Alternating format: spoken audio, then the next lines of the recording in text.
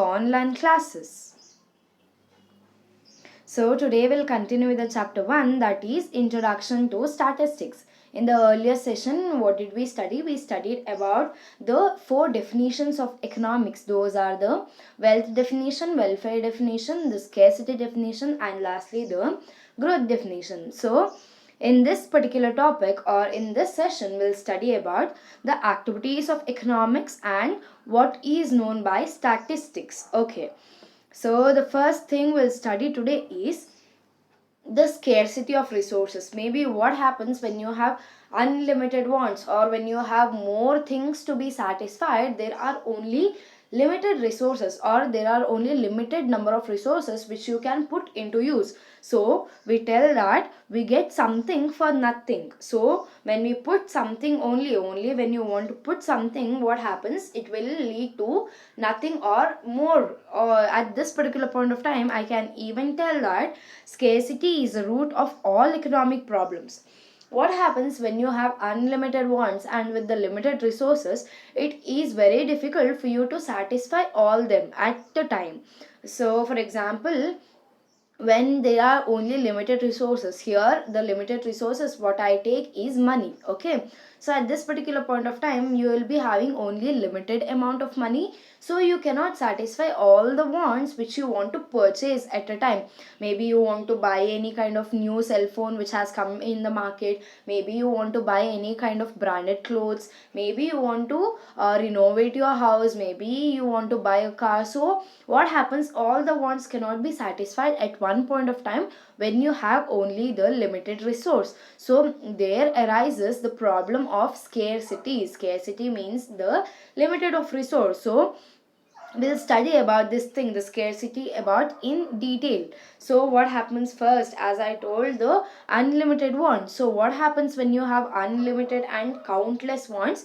Everything, if you have proper resource with you, you can be satisfied, but only when there are only limited resources, what happens, it cannot be satisfied. Say for example, if you have a proper resource, you have n number of money or you have a proper resource, at that particular point of time what happens, you will be wanting to buy a new mobile phone, so you purchased it. So at this particular point of time, what happens, the new want arises. So what will be the new want? You want to buy new clothes because of the trending or trending the days, or because of the demand for any kind of product. What happens, you need to buy a new cloth. So this is known as unlimited want. When one want is satisfied in your life, what happens, another want automatically arises. So this is known as unlimited wants.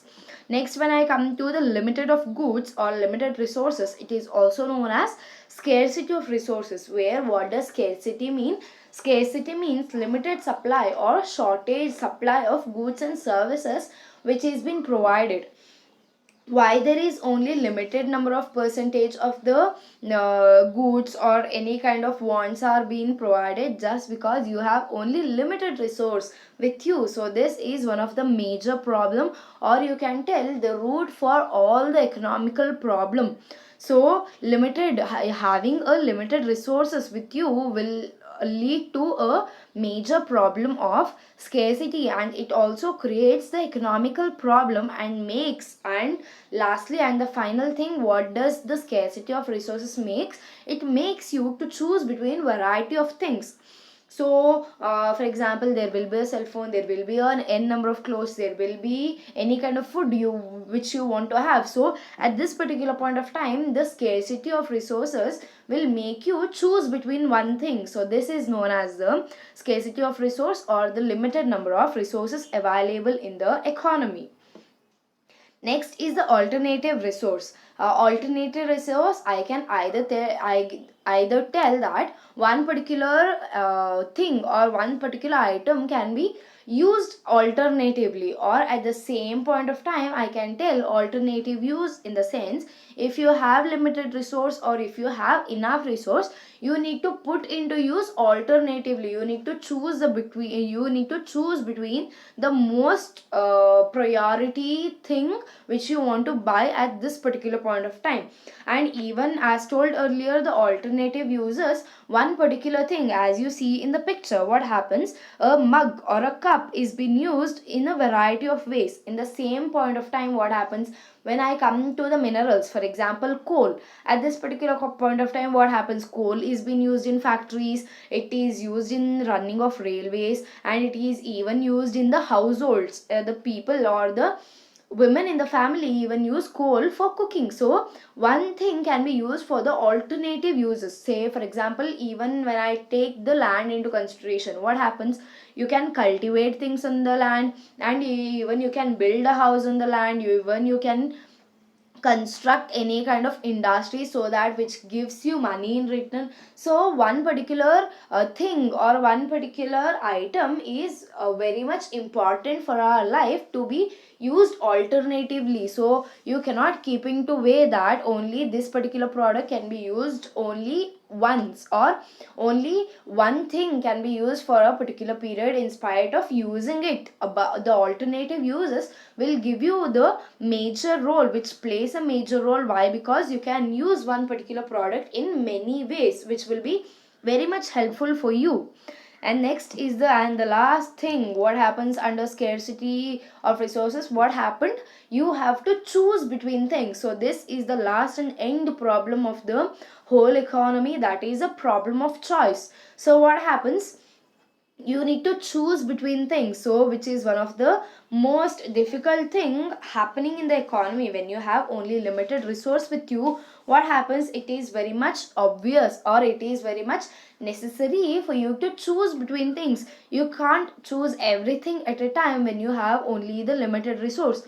If you have enough money, or if you have enough resources with you, it is not a major problem. Or what happens, as everybody, as it is a major economic problem, that is the limited of resource or the scarcity of resource. So at this particular point of time, what happens, it will be a major or drastic thing you need to take into consideration, that is the choosage between any one particular product. So for example, what happens when our wants are unlimited and with the limited resource, the production of goods also you need to satisfy. What kind of product you need to produce, what kind of product you need to distribute in the market, and what kind of product will the consumer come and purchase, that is also one kind of thing which you need to choose between the marketing problems. And what happens, even when you need to prefer things, or the priority of things, you need to choose between n number of wants, that is also plays an important role in your life. Say for example, as you are a student, what will be your want, maybe you want to go out and chill with your friends, or you want to have something yummy food, or maybe you want to buy a new phone which has come into market, or any kind of laptops or any kind of tabs. So you need to choose between any of the things which you see it is the priority for me. Just because you are a student, you will be having no enough money, you need to ask all things with your parents. So with the helpage of this, with the problem of choice, what happens, you are, or you can make a decision regarding the products which you can prioritize. So this is about the scarcity, which is the root of all economic problems. So the next thing we'll study about today is the activities of economics. Normally, what is economics? Economics is a science which we study the normal day to day life, what happens in the economy, what has increased, to what extent, everything, to what product there is demand, everything we'll study in our day to day business. So there are majorly two kinds of activities in the economy: economic activity and non-economic activity. So majorly economic activity is based upon monetary activities. Say for example, if I go to a shop, I purchase something, in return I give money, that is economic activity. I go, then later on I earn salary, that is also economic activity. So now what is non-economic activity? Non-economic activity are those activity which have no economic aspect, or not concerned with money or wealth. Maybe affection of your parents. Here what happens, with the affection of your parents, your parent might give you 100 rupees or 1000 rupees, so that is with affection. Even in spite of that monetary amount or money is involved, with the affection they are giving to you, in return they will not expect anything. So this is also termed as non-economic activity and not economic activity. Economic activity is such kind of activity where you give something in return. But when you come to the non-economic activity, what happens? The love, affection, whatever, any kind of things which you do for someone, or who someone else does for you, all the necessary things which is termed as non-economic activity, in spite of expecting something in return. So maybe washing your own car, which gives you satisfaction, which you will feel very happy, maybe cleaning your house, maybe cooking. So all these things are termed as non-economic activity. So now let's see, there are some of the economic activities which involves money in the course of production. So these are the production, distribution and consumption things. So what happens? What is production? Why do you do production? Production is a process which undertakes to produce goods and services. Now what are goods and services? Goods are converting raw materials into finished goods, finished products, finished things. Maybe what happens, for example, wood is being converted into a sofa, maybe any kinds of cots. So this is known as producing something or converting the raw materials into the finished goods. Now when I come to the services, what happens? What is the service? Service is converting the idea or the knowledge into any productive work. Say for example, I will plan for maybe any for example, I will be having my friend's birthday. At this particular point of time, I will think something, I will plan something, and I will convert that plan into execution. So that is known as services, which you do something for your betterment, for your friends betterment, for your family's betterment. So this is also known as converting something into other thing, that is known as services.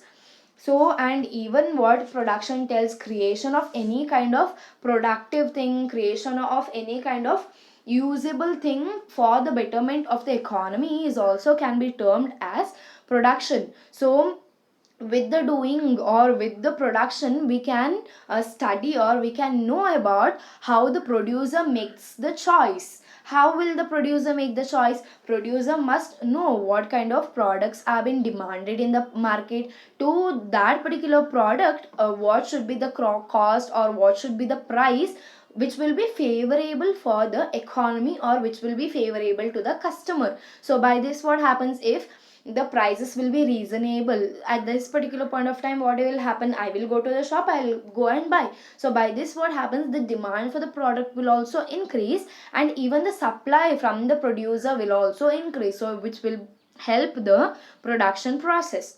Next is the consumption. Consumption is a process of using goods and services for the satisfaction of human wants. As told earlier, a human being has n number of wants, that is unlimited wants. So at this particular point of time, what happens?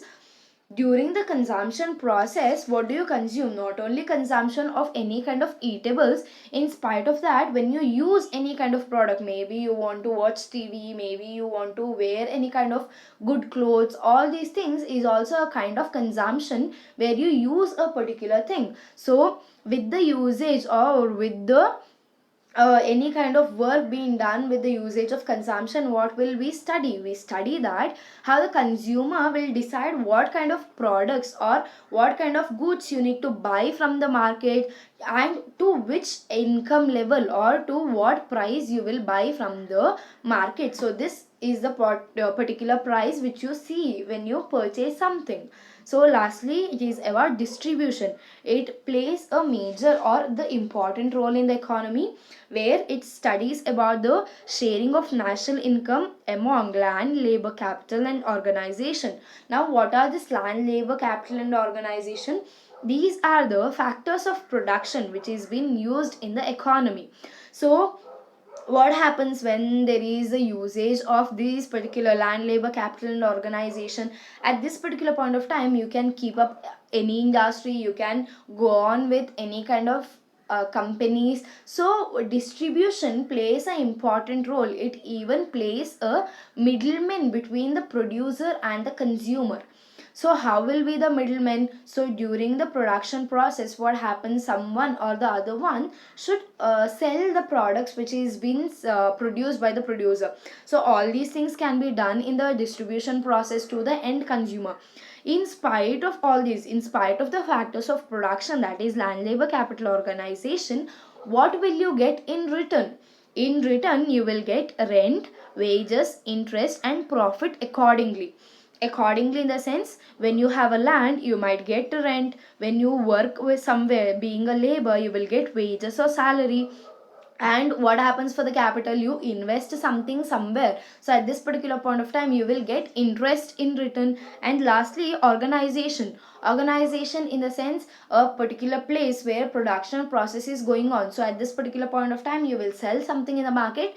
In spite of that, you will get a huge profit in return. So this is the distribution process made by the distributor to the end consumer. So in the end of this, what will we study? We will study about the money earned back from the particular sources. So what did we earn back? That is the rent, wages, interest, and profit. So this is about the distribution process.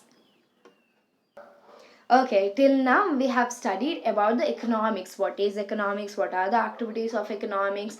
Now we'll shift on to the main topic, that is the statistics. So, what is statistics? From where did we derive statistics? All the necessary things. First, from where did we derive? Statistics is derived from the German word, that is statistic, which means the political stage. Now, what is a political stage? When you come into consideration of the political, what happens? All the administrative affairs and all the state information you will take into consideration. So when you take into consideration the state or the administration, what will the government require? The government will require all the facts and figures regarding the this particular political stage.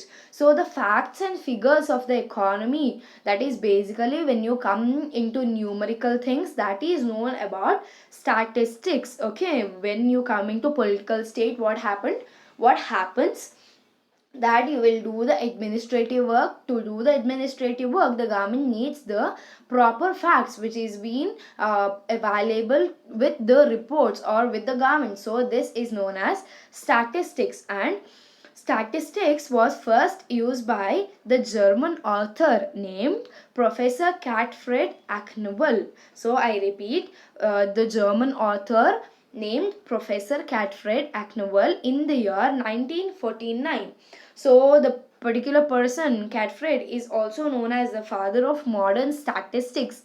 So as he had introduced statistics to our economy, he is called as the father of modern economics. Sorry, father of modern statistics. So let's know what is the meaning of statistics. So there is two broad sense under the statistics part. So when you become an individual, how will you treat statistics? When you stay in group, how will you treat statistics? First, let's know the singular sense. Singular sense in the sense when you be alone, or when you take into consideration as an individual. Statistics stands for the science of collection, classification, presentation, analysis, and interpretation of numerical data. As told earlier, statistics is basically about numbers and facts and figures. What happens at this particular point of time? You will go and collect the data with the particular person, maybe any kinds of methods. The methods can be any kind of sensors, maybe any kind of survey which you make. That is a collection of data. Next, classification of data. How do you do the classification? The classification can be made based on the gender, maybe based on the age, maybe based on how is the lifestyle, maybe based on the income level. So by this you will do the classification. And next is the presentation. After doing the classification, you can either present the data. How will you present the data? Maybe the numerical fact, as there will be n number of numericals, you can either show the data in the shape or in the way of graphs. So graphs is one of the important media under the statistics. And lastly, you analyze. After doing any kind of graph, you analyze to what extent the economical progress has been made, whether there is any kind of development, whether there is unfavorable things happening in the economy. All the things you can analyze. And later, lastly thing, what do? You interpret the numerical data. Interpret in the sense you get the end result, what is happening in the economy, what will happen in future, what had in the past. All the interpretation can be done. So this is when you take into consideration the singular sense. Now the plural sense in the sense when you take into consideration as a group of people. When you watch something on the TV, what do you expect, or what do you think, what do you make your decision? That is, statistics refers to numerical facts systematically collected. So when you sit in your home, you might watch TV that today the GDP has increased, today the national income has increased. So at this particular point of time, what you might think that it is a collection of data which is being made by any kind of person. So this is the plural sense of the statistics. So this is the meaning of statistics. And next is the data process. How is the classification of data made? First, what is data? Data is a collection of facts in the sense any kind of information, any kind of numerical things, any information available in the economy, that will be termed as data. Now the classification of data which can be made on the basis of nature, that is quantitative data and qualitative data. Now the quantitative data means data which can be measured numerically, that is with the help of numbers, that is known as quantitative data. For example, the height of the person, the weight of the person, the income of the person which he earns, maybe to what extent the population are there in India, all the numerical things, that those are known as the quantitative data. Now when I come to qualitative data, what happens, which are not numerically expressed. Not numerically expressed in the sense, maybe the services given by the doctors, maybe any kind of services given by the teachers, or even on the basis of gender, that you can predict or you can tell that he is a man, this particular person is a woman, or you can predict that the gender basis. And even when you become a doctor, or when you are a doctor, what happens, you can even predict whether this particular person is healthy or this particular person is sick. So the prediction or the any decision making process that is without numerically, that is termed as the qualitative data. Okay, so this was about the datas and the statistics part. So the assignment for today is: statistics is the root of all economic problems. Explain the statement. Next, give the meaning of statistics, that is both singular sense and the plural sense. What is data? And lastly, what do you mean by qualitative data and quantitative data? Give examples. Thank you, students.